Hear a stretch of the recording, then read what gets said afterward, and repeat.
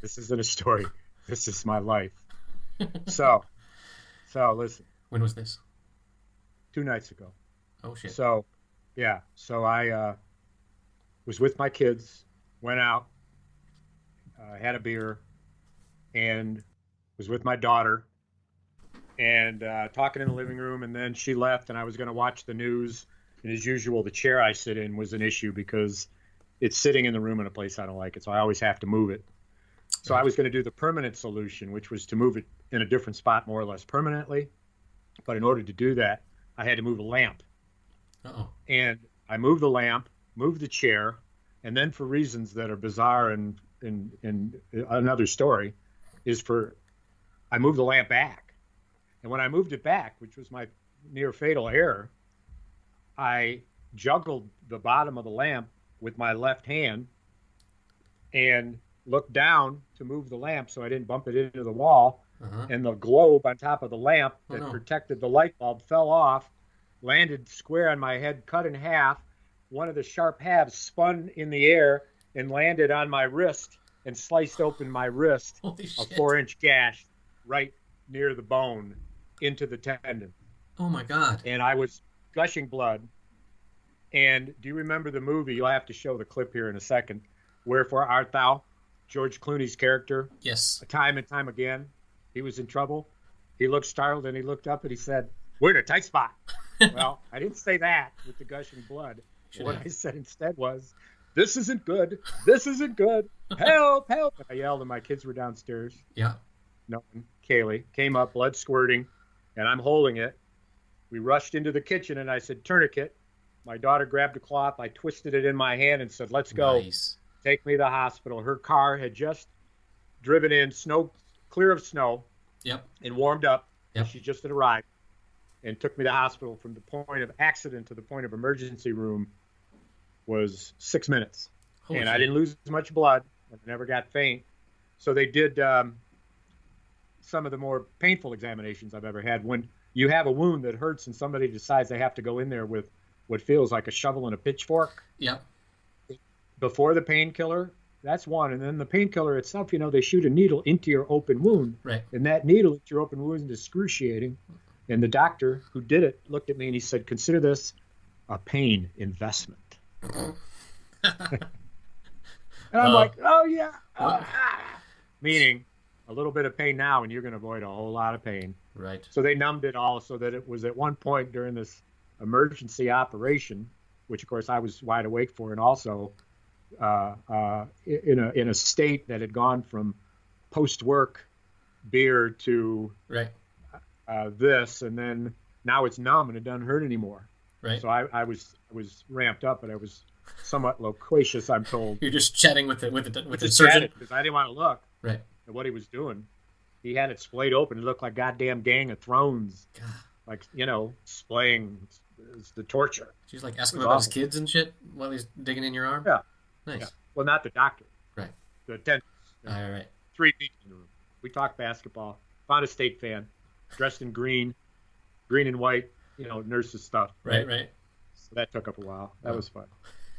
So then they repaired my tendons, tied them up, stitched them up, stitched me up, put on this plastic splints here, Yeah. which have my wrist turned an odd way so that where the tendons are, it's curved down so that they can heal better Uh huh. instead of stretched up. Because the tendons that were cut were the ones that do this Right. up and down motion of my wrist. Right. Right. Right. Not Huh. waving like the Queen of England, No. but waving like an American citizen. Yes. Hello, goodbye. That's so when I'm laid out on the table, check this. I'm laid out. I'm all numbed. They turned the room I was in into an operating room, went sterile. I helped once to fix the sterile stuff. They had to start all over again. New gown, everything. They said, "Don't help again." I reached over because they was having trouble putting the sterile cloth over my shoulder. Nice guy that I am. Right.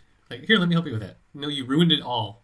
Oh, all right, let's start over. Everybody, 4 people, tearing down the whole room. Jesus. And I said, "Well, I won't be doing that again." And he said, "No, Miss Doctor." No, you won't. And anyway, I looked over and he was done. He had tied the bad tendon that was hurt to a good tendon and put a notch in it, a stitch, protected it. And then there was another tendon that is a useless tendon that 85% of the population has. It isn't used anymore. And they use it for a body part to move to another place in the body if they ever need a tendon. Cool. It's like it has that. That's pretty cool. That was destroyed. Like a spare tire. Yeah. Well, Yeah.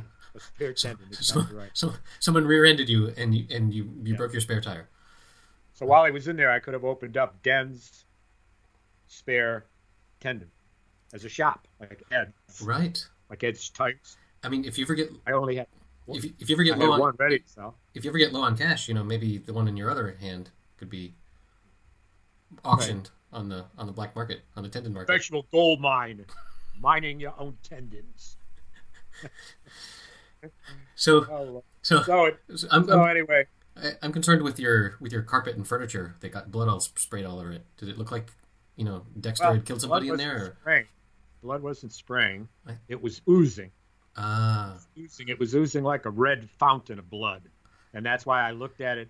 Now I was dazed. Did you leave a trail of drip all the way to the kitchen? But I had immediately held the wrist between the wrist and the heart to slow the blood flow. My good hand, rather than covering it, knowing I'd have to pull that off there to put a tourniquet on it. So I ran right to that. But at any rate, it was fast and furious. Clever. And so we're on the table, and I'm all stunned in the arm. I'm talking criminal justice and this and that. And you listen. Blah, blah, blah, blah, blah, blah. And he says, "Okay." Why were we not recording that? I want you to move this wrist. And I looked over at it for the first time in a long time, and it was splayed open. And I said, "What do you want me to do?" And he said, "Do this," and gave me the come on motion, the flex motion. And I said, "That's not my wrist." Exactly. I was going to say that's what people do when that happens. Not my wrist. Yeah. I said, and it was gray in color because they had put a cuff on me to slow the blood flow. So it was pale. It was whitish, not blue. Right. Although that tourniquet was as long, and it was more painful than the surgery, especially after 25 minutes, and then they gave me a break. But at any rate, so I moved it, and it felt more like my brain was the puppet master with a string through my hand, and you were controlling some other. And I was willing it. Somebody else's object. So the doctor says, "How does that feel?" And I said, "How does it feel? I can't feel it. It's not my arm." And he says, "Oh no, seriously," he says, "Yes, that's a common feeling." Yeah, of course. So I don't know. It's doped up. Thank God. I'm stunned. He sewed me up. Last stitch was a little off, but all in all, he's a fabulous doctor. What sort of recovery outlook do you have? 6 weeks. 6 weeks, and of course I'm moving my house, so I guess the moving project and the carpentry projects and the concrete line projects and the house reconstruction that I had lined up. Right. Starting in 3 weeks. Ain't going to happen. A delay, right? The good news is that I had a weird time frame with my future here where I had made with Nikki and her sister Mindy a 2-week vacation in New Orleans. Mm-hmm. And then we sold our house, and we have to do the work of the sale of the house and the renovation with that vacation in place. So I'm only home a week owning the house. Then we're 2 weeks out. So now, what a blessing that is, because I won't be able to swing a hammer, or I can swing a hammer with my right hand, of course, but I've only got... You won't be able to hold the nail. I'll be gone anyway. So I planned for being gone. Mm-hmm. Little did I know I'd be recuperating. But by then I should be recuperating. I've had worse pain, I think. I can't remember when. I never want to have it again. But the professionalism of the healthcare staff at Bronson Hospital here was unbelievable. My daughter was with me the whole time. My wife came later. So all in all, I'm glad to have say to you, as you asked, how are you, Dennis? And I said, well, better than I was 2 days ago. But I'm okay because here's to you. Yes. So all is well today. And then I'm doctor's appointment on Thursday. Good. That's what's been going on.